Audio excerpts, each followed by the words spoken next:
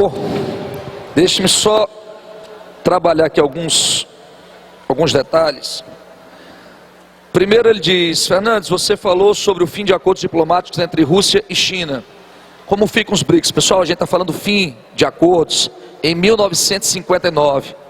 Quero lembrar vocês que depois do governo de Nikita Khrushchev na União Soviética, nós tivemos o ultra-radical Leonid Brezhnev, que vai governar a União Soviética de 64 a 82, Yuri Andropov, Konstantin Chernenko, esses dois entre 82 e 85, e aí finalmente chegamos ao governo de Mikhail Gorbachev, de 85 a 91.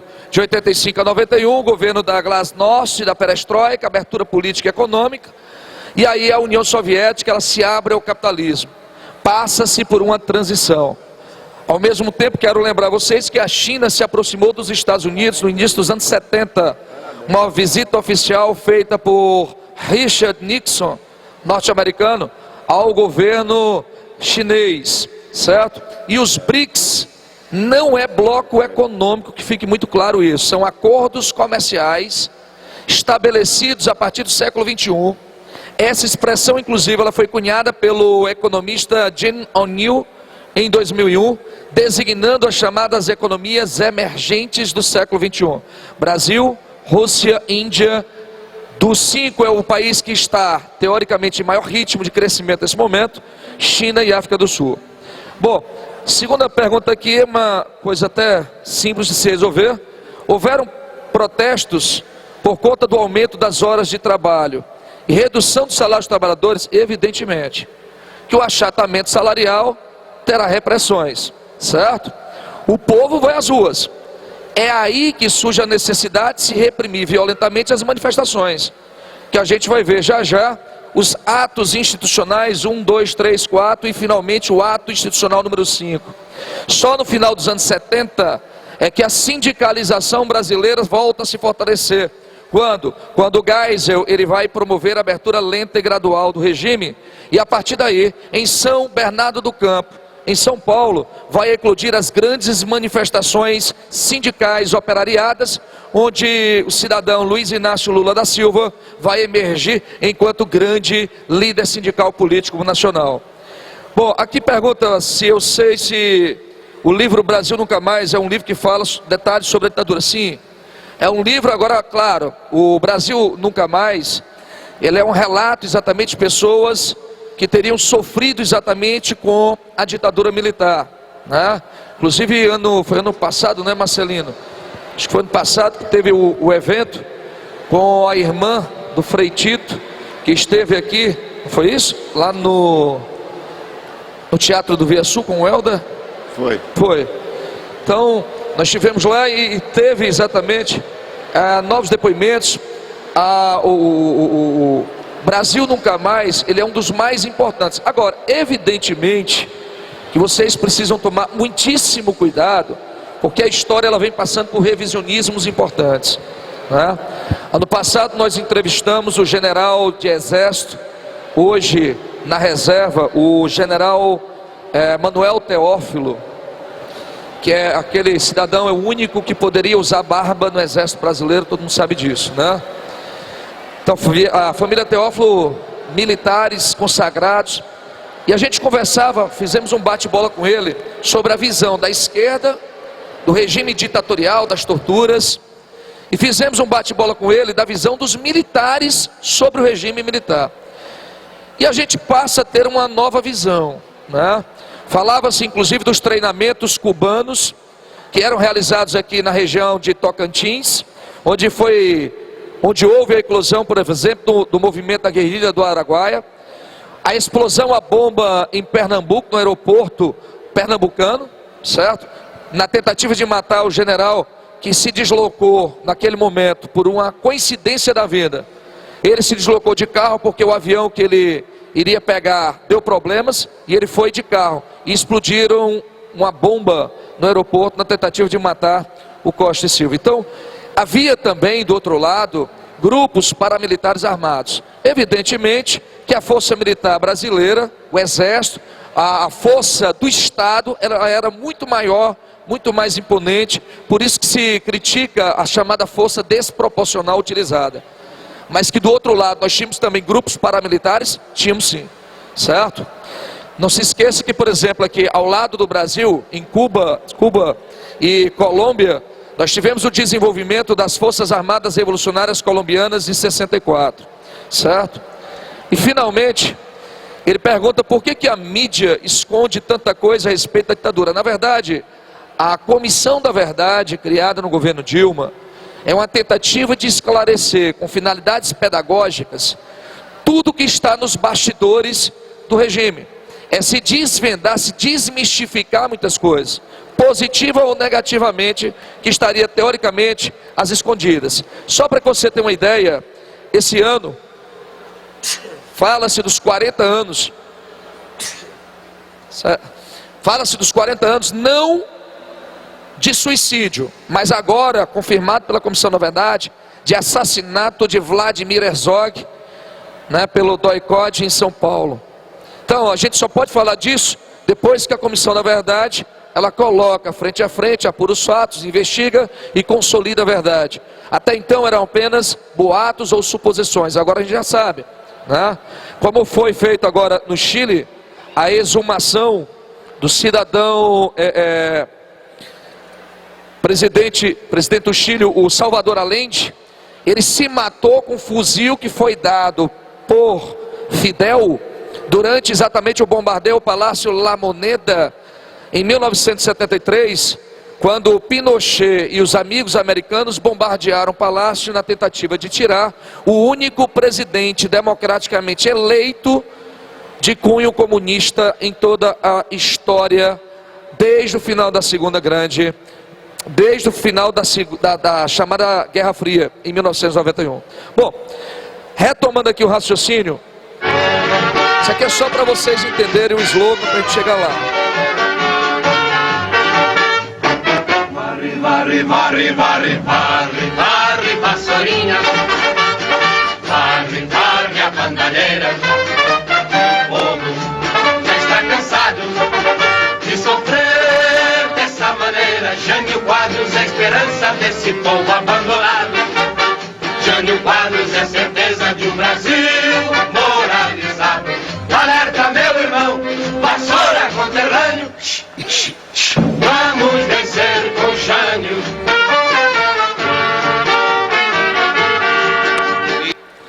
Bom, o slogan dele é: eu vou varrer a corrupção do Brasil. O Miquinho falava sobre as contradições políticas, né? Um cara que tinha um apoio, inclusive do senhor Lacerda, para chegar à presidência, teve financiamento de campanha por parte de empresários, ele chega à presidência e se volta à esquerda, certo? Condecorando Che Guevara, Yuri Gagarin. Então ele teoricamente ele contradiz toda a parte política brasileira de apoio às elites. Daí exatamente a charge de John Fitzgerald Kennedy ou Fidel, era a grande dúvida.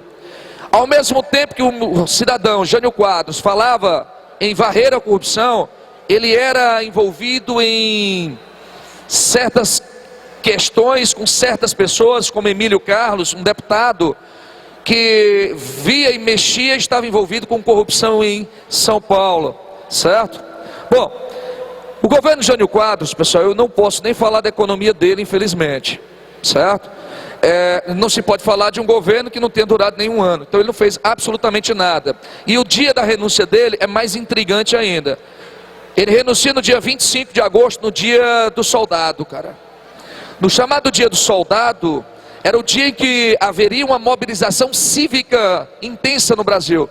Naquela época as pessoas iam ao 7 de setembro, iam ao dia do soldado, participavam de comemorações cívicas. Naquele momento pensou o Jânio, certo? Eu vou renunciar no momento que o Brasil estaria carente de uma liderança cívica. O meu vice está na China. E automaticamente o povo iria se mobilizar para impedir, né, a minha renúncia. Ou seja, eu iria me fortalecer. Eu iria fortalecer politicamente, centralizando ainda mais a força política. Por quê? Porque no momento que eu renuncio e o povo me impede de renunciar, eu volto mais fortalecido contra a minha oposição. Nesse momento a oposição já se fazia presente, inclusive com a própria direita. O senhor Ranieri, ele tenta impedir, vem a rede da legalidade política, comandado pelo cunhado de João Goulart, Lionel Brizola, que é quem vai negociar com o Congresso brasileiro a posse exatamente de João Goulart, né? Na verdade o Congresso não iria repassar o poder para João Goulart, e firmaram um acordo em setembro de 1961, seria criado exatamente o movimento parlamentarista no Brasil, dos quais tivemos 3 ministros. O primeiro-ministro do Brasil foi o cidadão Tancredo de Almeida Neves, neto, portanto, do Aécio Neves. Professor, é aquele mesmo que vai ganhar indiretamente as eleições em 1984, no início da redemocratização no Brasil? Exatamente esse. Assume, portanto, João Goulart. Em janeiro, João Goulart, com o apoio do povo, consegue, através de um plebiscito, derrubar exatamente o parlamentarismo, e volta ele a assumir os poderes de presidente e chefe executivo do Brasil. E aí vem as leis do senhor João Goulart. Primeira lei foi limitar a remessa de lucro de multinacionais para o exterior. Você já parou para pensar o que ele quis fazer? As multinacionais se instalaram no Brasil, estavam aqui e começaram a ter lucros, e queriam mandar o lucro da empresa lá fora, lá para os Estados Unidos, para a Alemanha. E João Goulart, ele disse: não, em cima do que você lucrar no Brasil, você vai ter que obrigatoriamente deixar reinvestido no país um percentual do lucro que você conseguiu do povo brasileiro. Essa limitação de remessas já mexeu exatamente com a direita brasileira, com as elites, e mexe com os Estados Unidos. Esse processo econômico fez com que o governo americano boicotasse o Brasil. Ora, vamos lembrar que o Juscelino deixa o Brasil com inflação de 40% ao ano. Vamos lembrar agora que ninguém mais confia no Brasil. João Goulart está limitando a remessa de lucros. O Brasil se torna um país perigoso para investimentos. Resultado dessa equação é simples: fuga de investimentos no Brasil. E com a fuga de investimento, fuga de dólares. E se há uma fuga de dólares, ocorrerá uma desvalorização do nosso cruzeirinho. E se o cruzeiro se desvaloriza, isso gera inflação. Fernandes, o que é a inflação?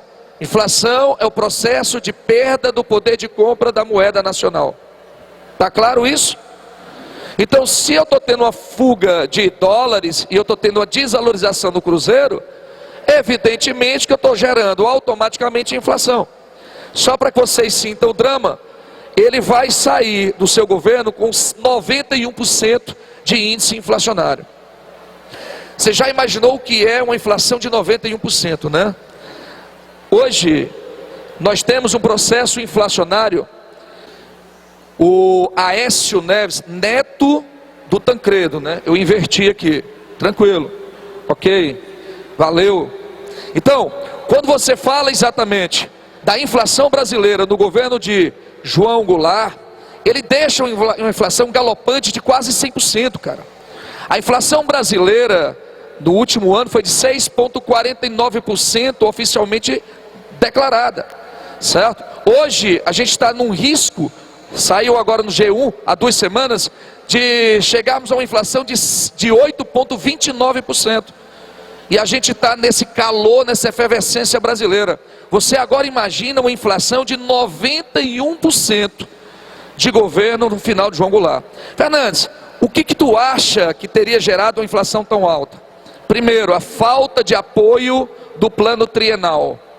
Ele lança o plano trienal e não tem apoio. Ele queria fazer uma reforma agrária no Brasil e não o deixaram fazer, certo?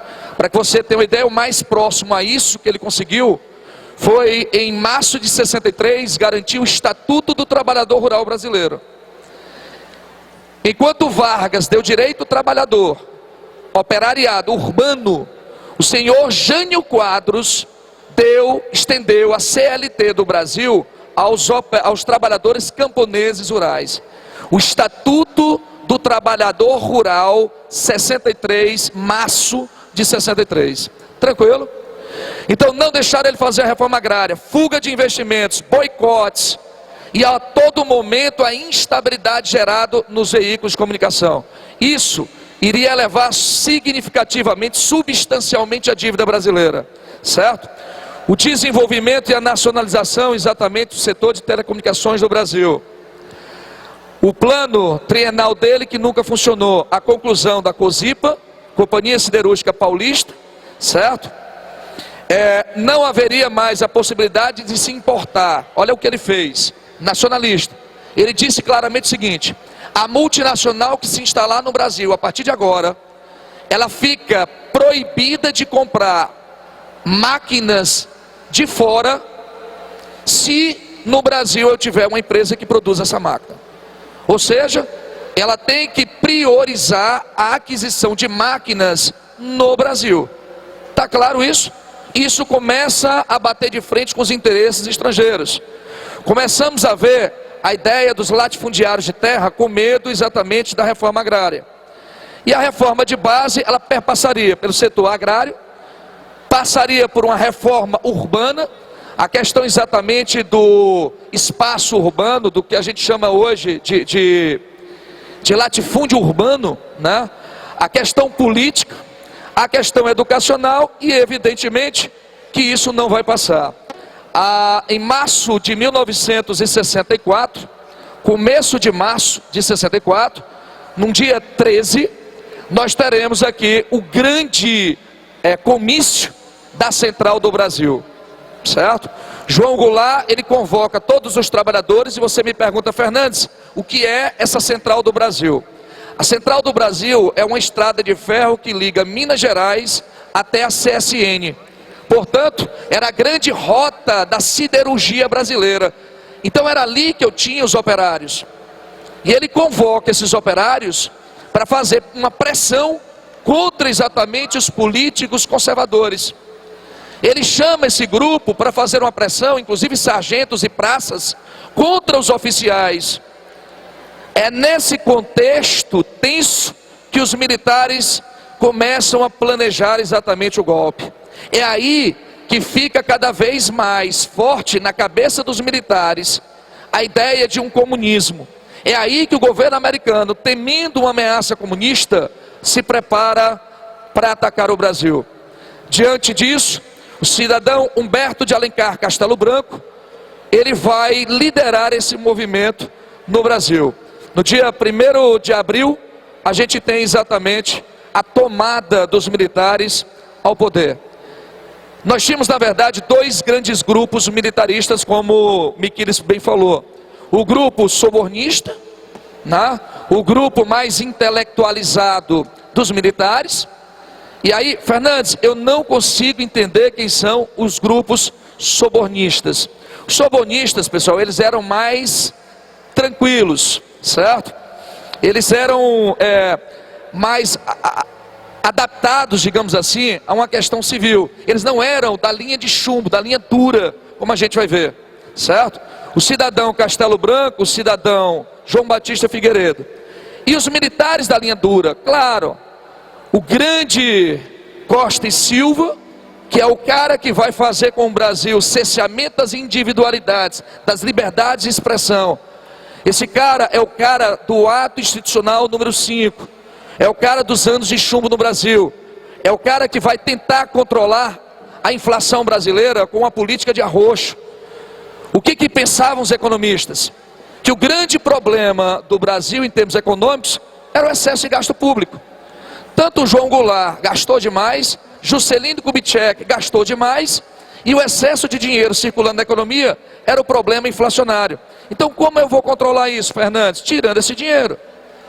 E como é que eu tiro esse dinheiro? Controlando exatamente o consumo. Para isso, a gente tinha que tentar exatamente fazer uma reforma fiscal no Brasil. Isso vai ser feito. Quando a Dilma Rousseff hoje abre a boca e fala em reforma fiscal, que é o aumento exatamente de impostos ou redução de gastos públicos, isso já foi tomado por Castelo Branco através do PAEG em 64. Quando ele vai tomar uma dura postura do Brasil contra a inflação, o que vai culminar exatamente no arroxo salarial dos trabalhadores. E é esse arroxo que vai gerar exatamente revoltas. Um outro fator importante é a expansão do crédito. Bom, 1964, Campos Bulhões lança o seu plano. Qual era a ideia básica? Reduzir o déficit. Professor, como é que eu reduzo um déficit público? Déficit é quando o governo gasta mais do que o que ele arrecada. Isso é déficit. Então como é que ele vai conter o gasto? Bom, reduzindo investimentos, cortando despesas. Em que setores? Saúde, educação e infraestrutura. Certo? Para variar. Fernandes, o que mais? Aumentar a receita. Como é que o Estado aumenta a receita? Imposto. Eu aumento os impostos.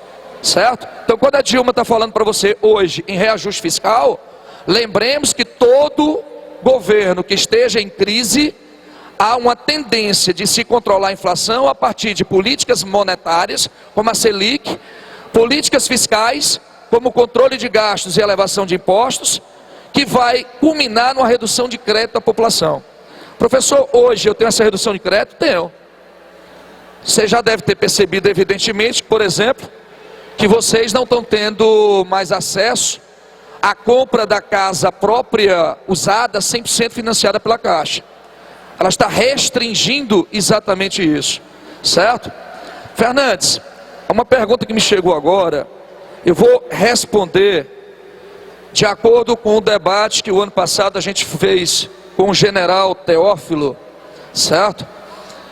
Que foi feito um debate ao vivo ano passado na TV sobre isso. Segundo o próprio general, só há possibilidade de acontecer algo do retorno de um controle militar se houver no Brasil uma situação de instabilidade política que ameace, inclusive, a soberania do Brasil, que ameace a ordem estabelecida constitucionalmente. Eu sei que muita gente vai dizer, mas Fernandes, o que os militares fizeram em 64 foi exatamente provocar uma desordem, ali foi um golpe, porque eu rasguei a Constituição vigente no Brasil. Ok, mas segundo a visão dos militares, por isso que é interessante quando você for estudar história, você olhar bem o que você está estudando, para você criar um contraponto e um contrassenso. Eu costumo dizer que às vezes a verdade não está 100% de um lado nem do outro, porque quem escreve um livro de história é um ser humano que tem seu ponto de vista, e muitas vezes as paixões fazem com que ele tenha, e suas convicções o fazem ter um ponto de vista extremista ou radical. Na visão dos militares, né, e aí cabe a cada um de vocês julgar o que é certo e o que é errado, eles disseram que tomaram o governo no Brasil em 64 diante de uma ameaça norte-americana, uma ameaça de invasão externa. Então, seria mais interessante que os militares tomassem do que os americanos bombardeassem o Brasil. E os americanos bombardeariam o Brasil para impedir que os comunistas tomassem. Essa é a ideia, certo? Então, se vai ou não hoje ter esse risco, pessoal, a gente não tem como prever. Como disse o Miquiles, o se é muito complicado para a gente trabalhar em termos científicos, certo?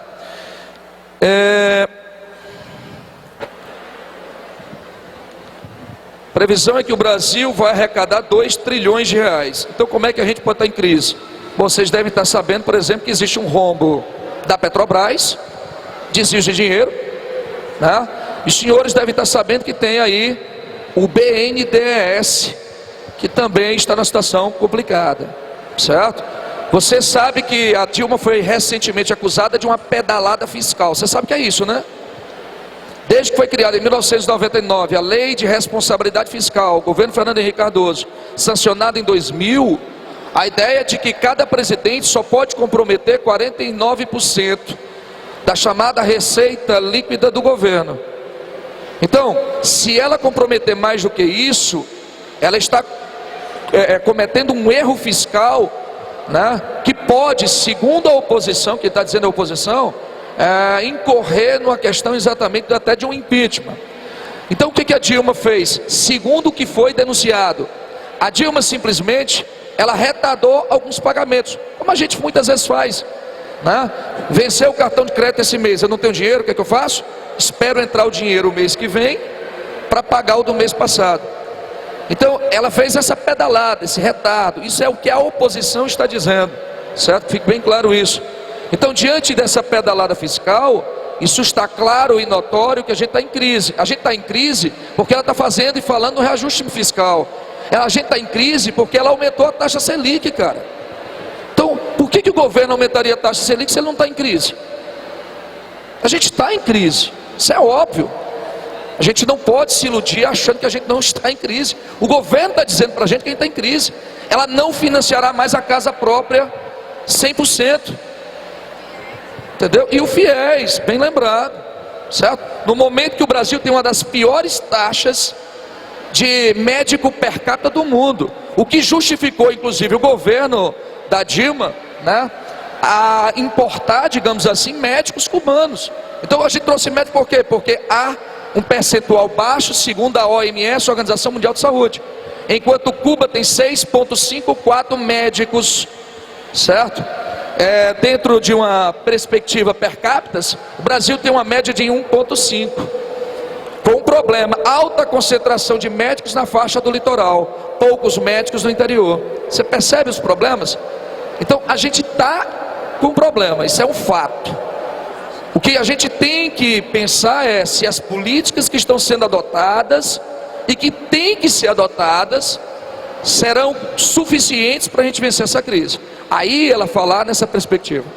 Mas o que eu quero complementar com vocês é que, diante do golpe que foi dado constitucionalmente, os artistas no Brasil reagiram. E já em 1964, nós já tivemos o show Opinião, certo? Onde a gente tem o Zequete, a Nara Leão, inaugurando uma nova face na nossa cultura. Faz só um trechinho para a gente sentir a ditadura para a gente.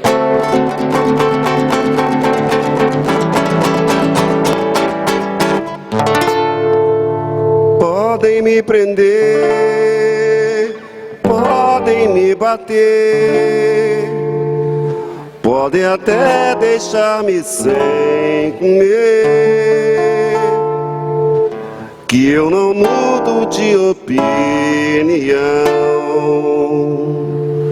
Daqui do morro eu não saio, não. Daqui do morro eu não saio, não.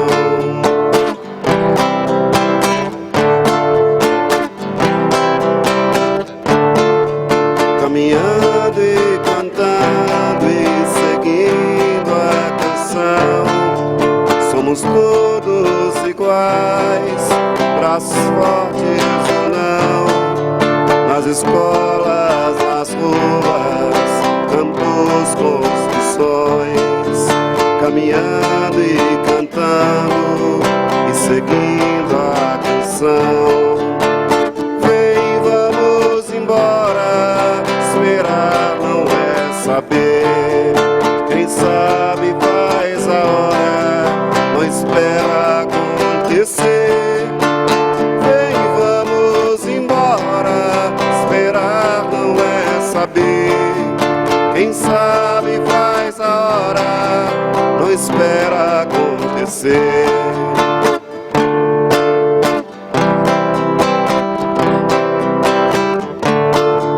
Nas escolas, nas ruas, campos, construções, somos todos soldados, amados ou não, caminhando e cantando e seguindo a canção. Somos todos iguais, braços dados ou não. Os amores na mente, as flores no chão, a certeza na frente, a história na mão. Caminhando e cantando e seguindo a canção, aprendendo e ensinando uma nova lição. Vem, vamos embora, esperar não é saber. Quem sabe faz a hora, não espera acontecer. Vem, vamos embora, esperar não é saber.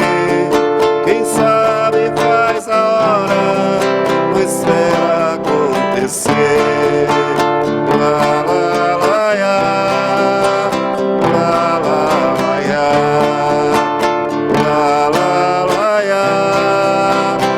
Lá, lá, lá, ia.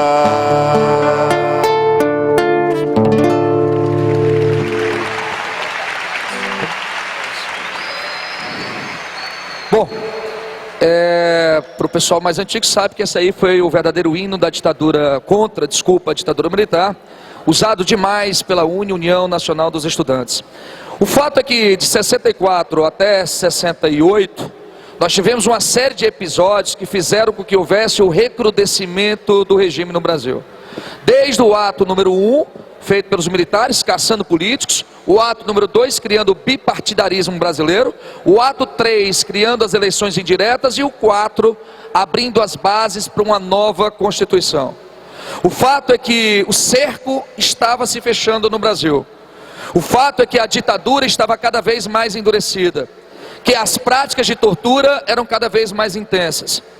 Diante de tal situação, né, nós teremos um discurso extremamente emocionante de Arthur Moreira Alves, que no Congresso vai pedir para que os pais não liberem seus filhos para desfilar pelo 7 de setembro, naquele ano, em 1968, como forma de dizer para a ditadura militar que estavam contra toda a prática de repressão que estava acontecendo no Brasil.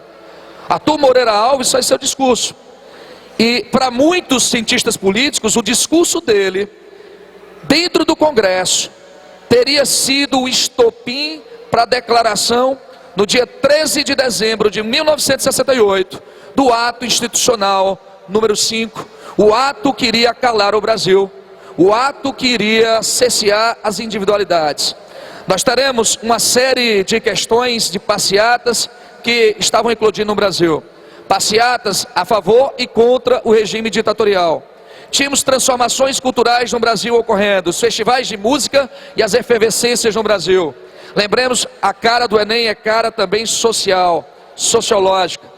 O movimento do tropicalismo que preconizava uma antropofagia da cultura. Era a ideia, como diria Caetano Veloso e a sua guitarra elétrica, que escandalizou o festival de música: é proibido proibir. Era um movimento exatamente de se voltar ao Brasil com o cinema novo de Glauber Rocha. Uma nova realidade estava se formando no Brasil, tomando seu corpo. Então, diante de tantas questões, né, nós teremos a mudança exatamente do regime no Brasil. E aí nós temos o ato institucional número 5, que vai ser anunciado no dia 13 de dezembro de 1968.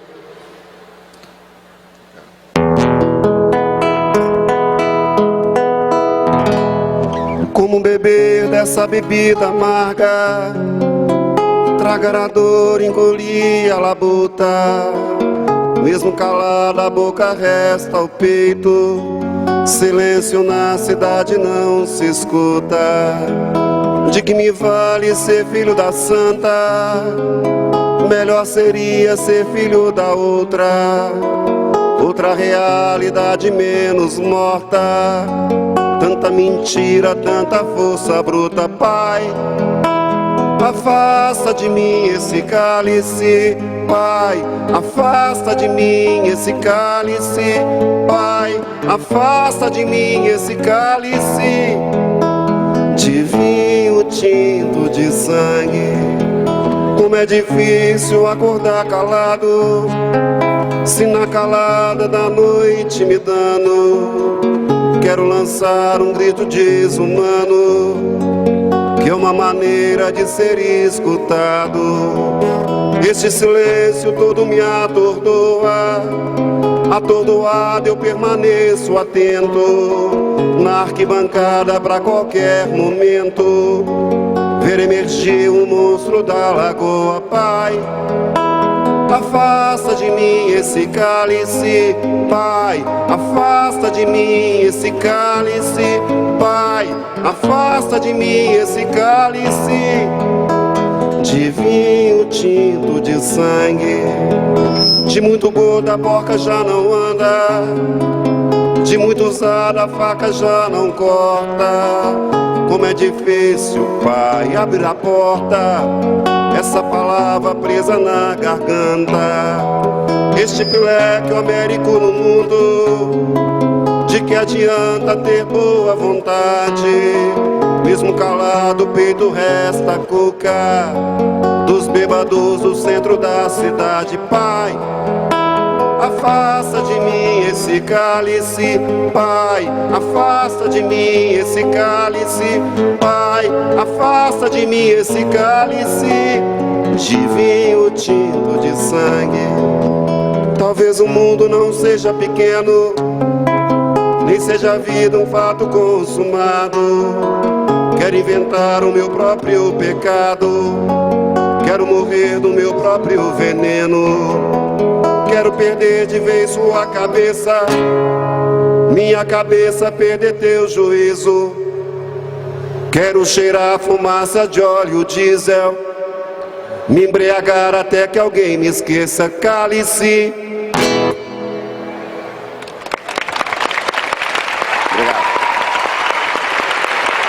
Bom, a genialidade poética de Chico Buarque de Holanda já diz tudo. Cálice. Foi isso que o ato institucional número 5 ele realizou, o cálice, o cerceamento da imprensa, da individualidade, dos direitos da gente. A liberdade de expressão no Brasil havia sido cassada, certo? Bom, diante disso, nós teremos uma série de fatores, que a gente vai ter que correr um pouquinho agora contra o tempo, né? Como eu disse, são 21 anos de história em poucos minutos.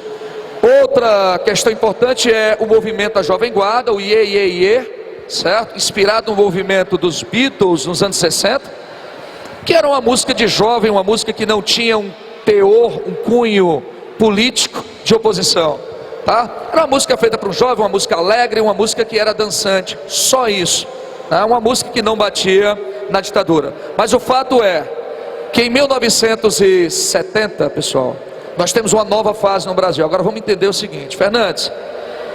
Tivemos o PAEG de Castelo Branco que tirou de 91% para 31% a inflação. Então o militar, ele fez o PAEG e controlou a inflação. Controlou. Através do quê? Através do arroxo salarial e através de uma política fiscal rígida, certo? Então ele controlou. Em 1970, a situação brasileira em termos de PIB era bom. O Brasil chegou a ser a 7ª economia capitalista do mundo nos anos 70. Eu estou falando do milagre econômico brasileiro.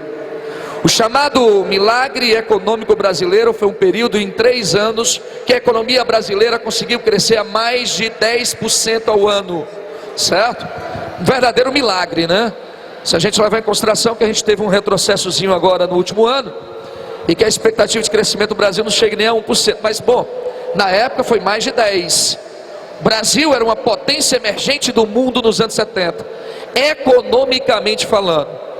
Essa semana que precedeu a Unifor, a gente tinha alguns alunos que me perguntaram uma coisa bem interessante, e ele disse: Fernandes, em poucas palavras, diferencia para mim o governo dos militares do governo pós-90 no Brasil.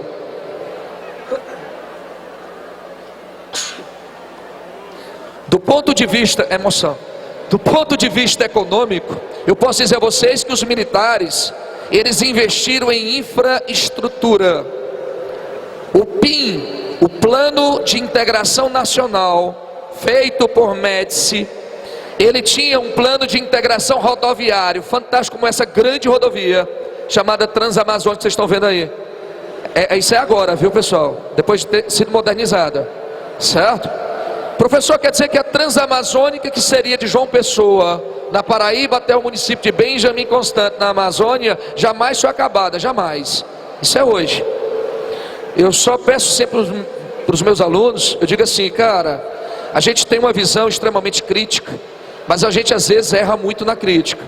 A gente diz que os militares passaram 21 anos no governo, iniciaram a obra da Transamazônica, gastaram dinheiro e jamais acabaram a obra. É de fato. A gente construiu a bichinha em João Pessoa, ela inclusive foi alargada recentemente, perpassando por Campina Grande, sul do Ceará, Piauí e Maranhão, chega ao Pará em Altamira. Daquele ponto em diante, é isso aí que vocês estão vendo. Mas eu quero lembrar vocês que os militares saíram do governo no Brasil há exatos 30 anos. 30 anos depois que os militares criaram uma parte da Transamazônica, nenhum governo brasileiro concluiu a obra. É uma obra fundamental para a integração da Amazônia, povoamento, ocupação e desenvolvimento econômico. Está claro isso? Então os militares investiram em infraestrutura, transportes e energia. A maior usina hidroenergética do continente americano, chamada Itaipu, que tem 14,4 mil megawatts de potencialidade, foi concluída num acordo entre Médici e Alfredo Stroessner, então ditador paraguaio, em 73. Está claro isso? E hoje a gente vivencia crise do apagão, cara. A população brasileira cresceu a modernização da sociedade brasileira, mas que não foi acompanhada de dinâmicas estruturais compatíveis. Onde é que os militares erraram, professor? Erraram exatamente na questão social. Eles não foram capazes de reduzir a desigualdade social no Brasil. Pelo contrário, os militares são responsáveis pelo aumento das desigualdades sociais. Isso é um fato. Os ricos tornaram-se mais ricos e os pobres mais pobres. A pobreza de muitos serviu de mão de obra barata para as multinacionais. E a pobreza de poucos serviria exatamente de mercado consumidor para a aquisição de produtos multinacionais. Então os militares fizeram um grande investimento em infraestrutura.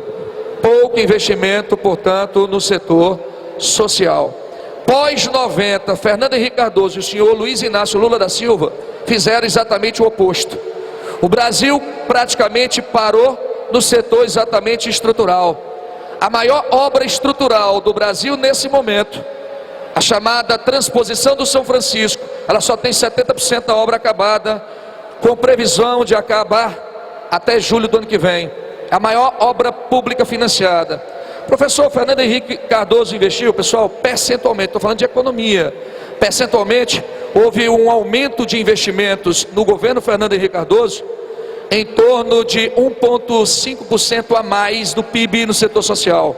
O senhor Lula investiu em torno de 1,8%, portanto teve um investimento maior inclusive do que o Fernando Henrique Cardoso. Aonde? No setor social, na redução da desigualdade. Professor, não concordo com Bolsa Família. Pessoal, concordar e não concordar é um direito seu, certo? Mas a gente está discutindo estatística, certo? Estatisticamente o Brasil conseguiu exatamente fazer isso. Tranquilo?